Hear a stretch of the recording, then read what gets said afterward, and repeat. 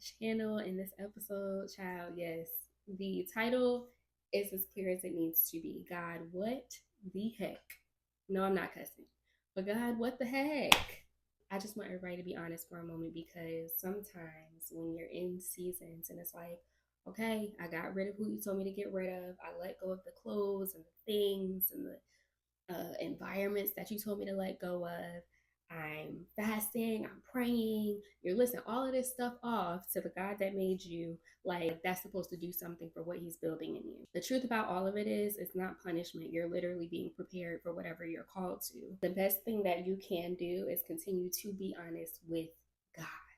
Talking about it with people, venting to people is cool, but it's not going to fill your cup the way it would if you just have a conversation with God, the one that's taking you through all of it. Truly. Be honest. You don't have to have perfect language when you go to him. The God that we serve is a relational God.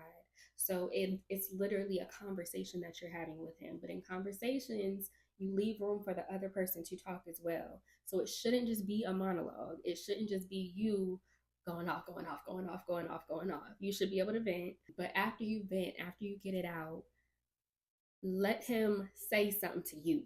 I promise he will. I promise he will reel you back in, because after you get all of those things out, your honest feelings, your honest emotions, your honest thoughts, it's really important to just sit in the truth of God, sit in a place of gratitude despite what's happening around you and what it looks like right now, and pull yourself back into that center. Sometimes when you feel numb, frustrated, and stuck, it happens. Like, we're human beings. We go through a range of emotions every day. But the key is just not to get swept away with that stuff. It's to see it, name it, and give it to the one that can deal with it. Honestly, for me, sometimes it looks like, God, I know you're moving and I know you're doing something because you're still God, but right now I don't feel like your daughter.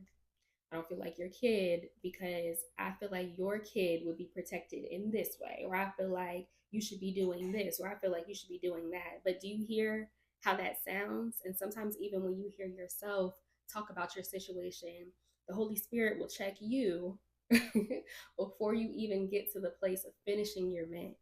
Stuck seasons sometimes don't always look like sin, they look like silence. Like you're giving out a whole lot of effort with no return. But please believe and please know that we do not serve a silent God. We serve a God that does not sleep. So he's always working. He's looking at everything that's happening and he has a plan. He knows the end from the beginning. So just because you don't feel like something is happening on your time or on your watch or whatever you think, does not mean things are not being transformed. You being honest with God is not rebellion, it's actually realignment. You're giving him space to be God. You're giving him space to be your father. You're giving him space to build that relationship and that relational trust. Again, you're not being punished, you are being prepped. I promise you. And the enemy would love nothing more but for you to believe that in a season where God feels like he's being silent, he wants you to believe that he's left you. But every time the enemy attempts to say something like that to you, please remember that man ain't got no keys to nothing. He doesn't have any authority. So all he can really do is whisper things and see what sticks. And if it sticks, and if that thought gets planted in your mind, then it sends you into a whirlwind of negative thoughts and negative emotions that were never supposed to be there. If you just took this stuff to God, sat with him, was honest about where you really were, and waited till he said something back to you. And even if he doesn't say anything back to you, a lot of times after venting, you get back into a space of gratitude because he chose you. Because in a former season, you asked to be worked on. In a former season, you asked for patience to actually have its perfect work. And it's having its perfect work right now. So in actuality, you're sitting in an answered prayer. Sometimes when you sit in answered prayers, it doesn't look like what you thought it would look like. Honesty in prayer, just like in relationships, is not disrespectful.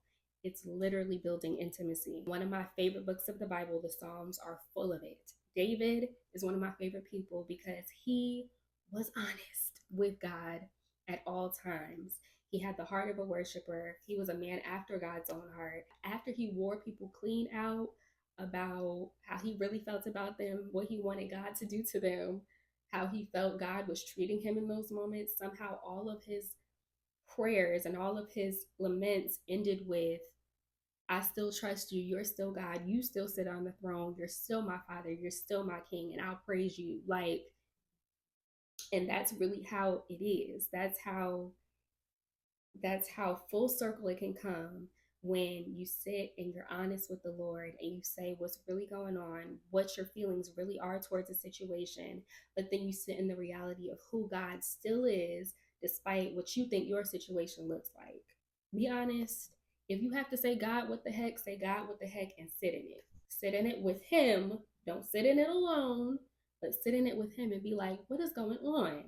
What's going on with me? What's going on with this? And I want you to be, I want you to be so for real. Say it out loud so you can hear yourself and so God can hear you.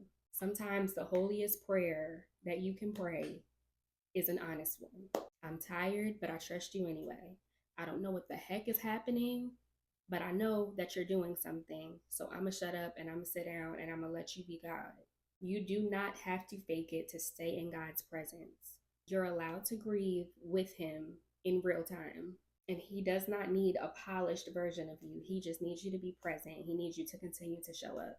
And if you continue to show up, I promise He will meet you every single time. Just because you may not feel it in a sensation does not mean He's not there. Again, thank you for watching. Thank you for keeping up with the series. I want to hear your thoughts in the comments. I love hearing what you guys are thinking, hearing what you guys are working through, and how God is moving through you through this. As always, I'm going to put 5 questions at the end of this video. Do not just screenshot them to let them rot in your camera roll. Take them, write them down in your journal, go sit with the Lord, answer them honestly, and see what He says about each one. And if He says anything, write it down, document it so that you have in our building like a reservoir of your own history. It's so cool to look back on when you're not in that season anymore. I'm proud of you. I love you. And thank you for watching. See you soon. Bye.